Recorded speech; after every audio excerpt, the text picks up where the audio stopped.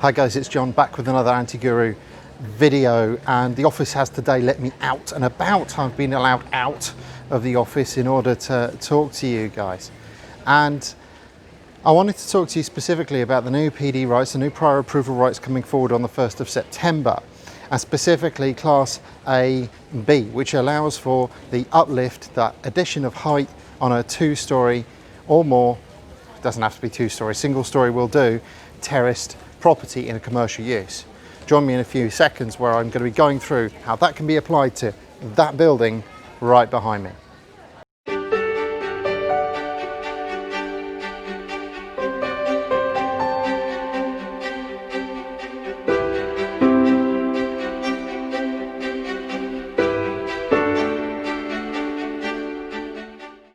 Okay, so the new prior approval right is really interesting, and it is how it can be applied. Now, I wanted to go out for a walk and find a couple of examples on my wander today to show how it can be applied. And I've come across a building I've known about for a while, built in the 50s, the old Searles toy shop here in sunny Portsmouth. Now, this building, as you can see, is 2 stories, built in the 50s as part of the post-war rebuilding of this part of the area. So we know it meets those time stamps that are within the prior approval right. It's also a commercial building, 2 stories of commercial, that meets the criteria for this commercial building permitted development right. It's quite insane, this building. It's a dead building in the middle of a high street setting. Nice big tall buildings behind it and alongside. Now, the prior approval right that they've announced, that the government has brought forward, allows for up to 2 stories on a building of this scale and height. That's really quite interesting. Now, we're not in a conservation area here, the building's not listed, we're not in any other form of protection. Now, this building hasn't found a new home, hasn't found a new user, and to be fair, needs to be sorted out. So this prior approval right could be the saviour for this building, if we're brutally honest. If we have a look at it in detail, we've got beautiful windows on the front, and the only limiting factor is that window up at the top there, but that could be designed around. Remember, impact to light and amenity to neighbouring properties is a consideration, and that can be designed around. The prior approval right doesn't need you to comply with the council's own standards. You're looking at national standards here, not any local policy, and putting flats above this building would be an appropriate use in a highly sustainable location. I think this is the right use for this prior approval right, but to be fair, they are few and far between, because looking around, there are precious few buildings that meet this commercial PD allowance.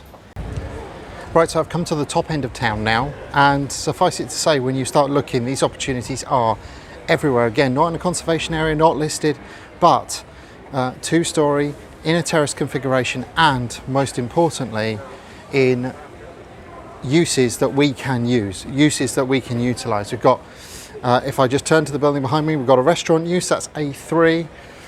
Then we've got a jeweller's, that's A1. Then we've got a home store, that's also A1. Obviously all becoming Class E on that magic 1st of September date. But look at those lovely flat roofs. These are in a 2-storey terrace configuration, again, built in the 50s, and they are just perfect for the application of this prior approval right in that mixed use of commercial and residential, or wholly commercial. Don't forget, you can use A1, A2, A3, B1A, bookkeepers, etc, etc, etc. There are so many in that list, and it is well worth exploring. I'm still in Portsmouth city centre, and this is the second one I've nabbed on my walk around. So right at the top end of town now, and we find another one. And it's not just one. I'm going to swing around in a minute and show you another terrace, because in reality, ladies and gentlemen, these are everywhere. We're right at the top end of town. Again, not a conservation area, not listed, all built in the 50s, post-war rebuilding. And behind us we have a beautiful terrace building. Now, the only disadvantage to this is that amusement arcade. The amusement arcade is not included in that prescriptive list, but there is another prior approval right for that, Class N. And at some point in time, I will get a Class N to play with. But 2-storey, flat roofed, they are, you see, in that terrace configuration, mixed use commercial and residential, absolutely spot on. Now I'm going to spin around in a second because there is so much to show you here, and I just want to reflect upon how these rights play themselves out. Now, the building behind us is not quite perfect, and it's not quite perfect because we've got a mix of uses in it, but what we have is terraced buildings. Once again, those terraced blocks, you can see them there behind my head, and we have those mix of uses. We've got residential and commercial on the ground floor, not conservation area, not listed, and in an area that is subject to a regeneration plan. I mean, this area needs a regeneration. This is what the government are thinking about. So this is the 3-storey, sorry for the road noise, I'm right next to a road. This is a 3-storey commercial building built in the 50s as a run of terrace properties with that appropriate mix of uses in it. We've got retail, yes, there are some escape rooms and that would be out of the game, but we've got retail, we've got a restaurant over my ear just there. And what we have going on here is very much what the government want us to look at. They want us to look at the roofs of these buildings. Don't forget, you can go up to 18 meters with these, which is really quite exciting. I don't know about you, but I've enjoyed my walk around.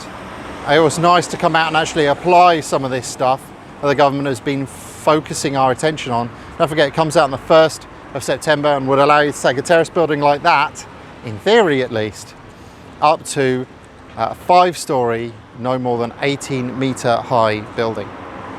Have a great day, everyone. I'll see you on the next Anti-Guru. At some point, I will find a fully detached building to play with, but until then, I'll catch you on the next one.